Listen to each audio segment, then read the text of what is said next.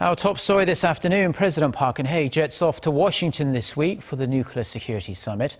On the sidelines of the summit, the South Korean leader will be meeting with numerous other world leaders on the need to keep the heat on North Korea for its recent nuclear and missile provocations. Our presidential office correspondent Song Ji-sun has the details. Before the official programs begin at the Nuclear Security Summit on Thursday, President Park Geun-hye will kick off the day by holding one-on-one talks with U.S. President Barack Obama. The two will then be joined by Japanese Prime Minister Shinzo Abe for a trilateral summit, where the leaders will discuss North Korea's nuclear issues. President Park and Prime Minister Abe have also set aside time for bilateral talks.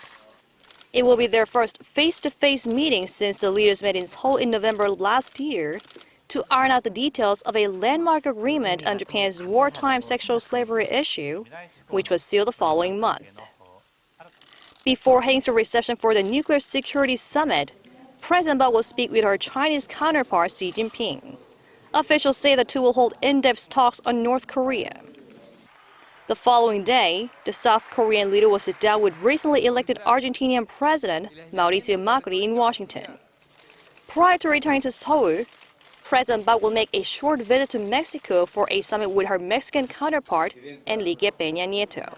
She will ask both Latin American leaders for their support in strictly and effectively implementing international sanctions on North Korea. The president will stress the danger posed by North Korea's nuclear development. She will also urge the international community to work together to ensure Pyongyang's denuclearization. Given that this is the first multilateral summit since North Korea's fourth nuclear test and a long-range missile launch, President Park will look to gather as much international support as she can to steer North Korea away from its nuclear ambitions. Song Ji-sun, Arirang News.